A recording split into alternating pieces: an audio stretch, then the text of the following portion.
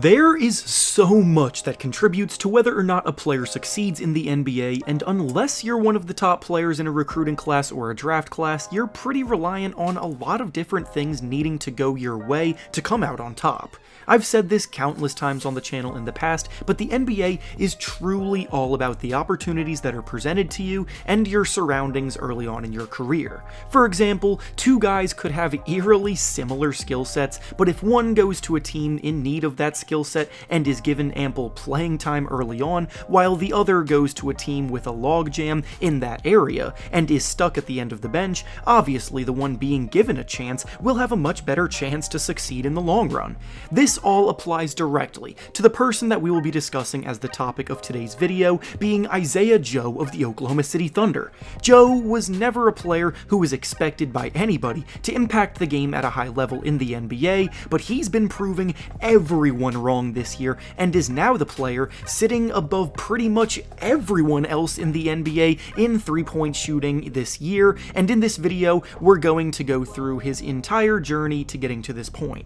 We'll go through his road to the NBA, the many frustrations and setbacks he had to deal with in his first few seasons in the league, and how he finally got a real opportunity with the Oklahoma City Thunder and ran with it. Before we start though, it turns out a good amount of you watching aren't even subscribed to the channel, so if you enjoy the content, consider hitting the subscribe button, as not only does it help out a ton, but I'd also very much appreciate it. Now with that being said, let's begin. As I said in the intro, Isaiah Joe didn't rise through the ranks heralded as the next big thing or anything of the sort. He did have an impressive high school career that caught the eyes of Division I coaches at a few big schools, but he wasn't flooded with offers from top-tier programs or anything like that. He grew up in Fort Worth, Arkansas, where he attended Northside High School and played alongside Jalen Williams, who, funnily enough, is now his teammate on the Oklahoma City Thunder, but we'll get to the Thunder later in the video. Northside was a pretty strong program in the state, and Joe helped them take home the 7A state title during his junior season there, while also being named first-team All-State that season.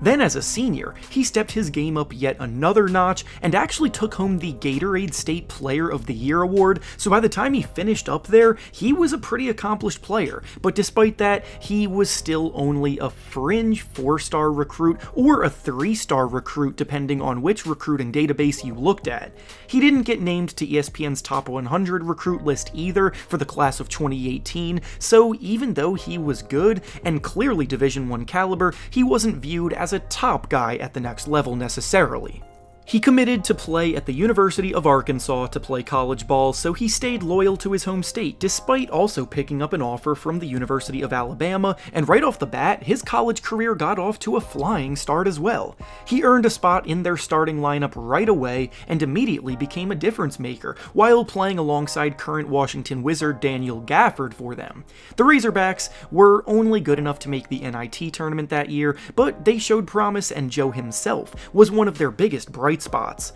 As a freshman, Isaiah Joe tied the SEC record for most threes made in a season by a freshman, and he did it while also leading the SEC in three-point percentage that year, knocking down about 41% of his shots from deep, so already he was making a name for himself as a sharpshooter, and NBA teams began to notice at the time. After his freshman season, he tested the waters of the NBA draft, speaking to scouts and teams to evaluate where his value was at, but he determined that it would be best to return to Arkansas for a second season, but it was this decision that may have set him back from his dreams of possibly being a first-round pick, which was within the realm of possibility at the time. During that second season at Arkansas, he scored about 17 points per game, which was more than he scored as a freshman, but he was much more sporadic and his efficiency took a bit of a hit with the increase in volume. Then, to cap things off, he suffered a knee injury that needed surgery in February, and that ended his season, so now he was going into the 2020 NBA draft with more question marks. After being viewed as a borderline first-round talent before the season began, he ended up sliding to the end of the second round, where the Philadelphia 76ers drafted him 49th overall that year. Now, as a second-round pick playing for a team like the 76ers, who had lofty playoff aspirations, it was never reasonable to expect him to have a big role right away. In Joe's rookie season they had the best record in the Eastern Conference, so their priority was on winning games over the development of their youth, but when they flamed out in the playoffs against the Atlanta Hawks that year, there should have been a wake-up call for them to be more open-minded to giving other players a chance. The Sixers were also dealing with the Ben Simmons holdout there the next year, so there were even more minutes to go around for players to fill the void that he left, and in theory, for a team that needed to space the floor as well as possible for their MVP candidate center in Joel Embiid, Isaiah Joe and the skill set that he provides as a sharpshooter should have at least gotten the opportunity when the other options are scarce. But Sixers coach Doc Rivers has developed a reputation for being incredibly hesitant to trust young players and always tends to defer to more experienced players in his rotation, even if the experienced players are performing poorly. The only times we've really ever seen young players earn Doc Rivers' trust was when Shai Gilgeous-Alexander eventually became a starter in his rookie year as a Clipper after being benched in favor of Avery Bradley for most of that season, and then Tyrese Maxey in his second season after being played very sparingly as a rookie in general, so you can see it's not very often.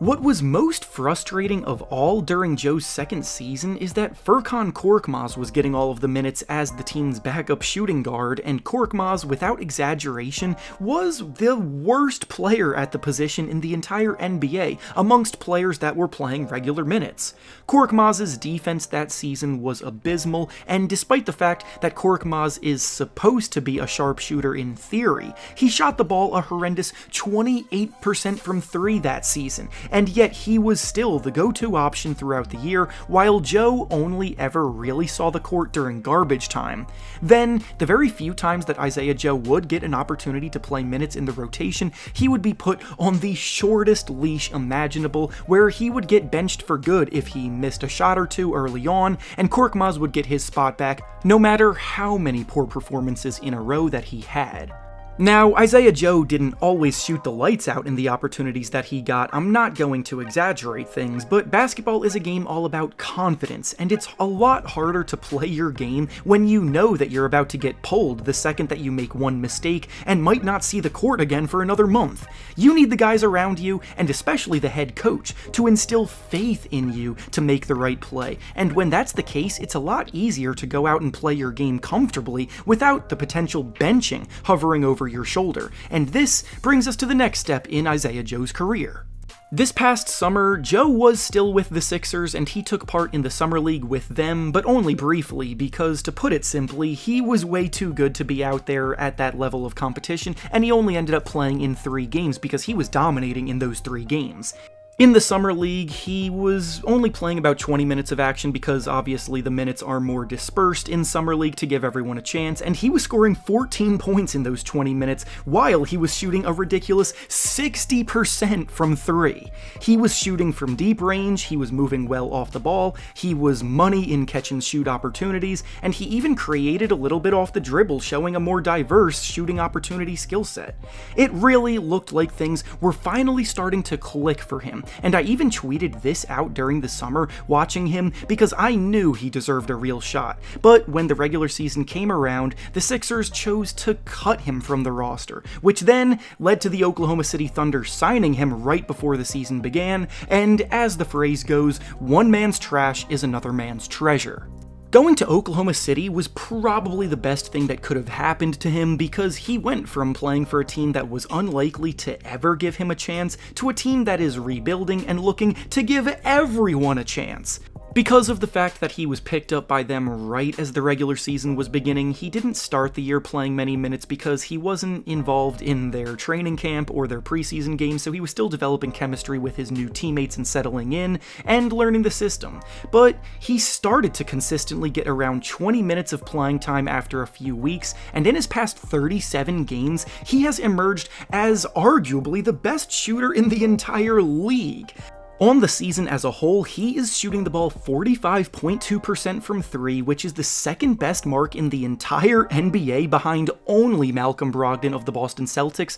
but Isaiah Joe shoots a lot more threes than Malcolm Brogdon on a per-minute basis, so the small percentage advantage Brogdon has may not give him an edge in this title, when Joe is shooting a lot more consistently. He subs in and immediately threatens defenses with his quick trigger release and ability to heat up in a moment's notice, and most importantly, the numbers show that the Thunder are at their best when Isaiah Joe is on the court, because when he is in the game, the Thunder become a massive 13.1 points better per 100 possessions than they are when he's not in the game, which is one of the most elite swings in that category I've seen. Obviously, his ceiling is a bit limited because he's not going to be a ball handler or a shot creator off the dribble like that, but every single NBA team needs a guy who provides good movement off the ball, the ability to hold defenses accountable by threatening to shoot the second they catch it, and someone who can heat up from deep. And Joe has been as good as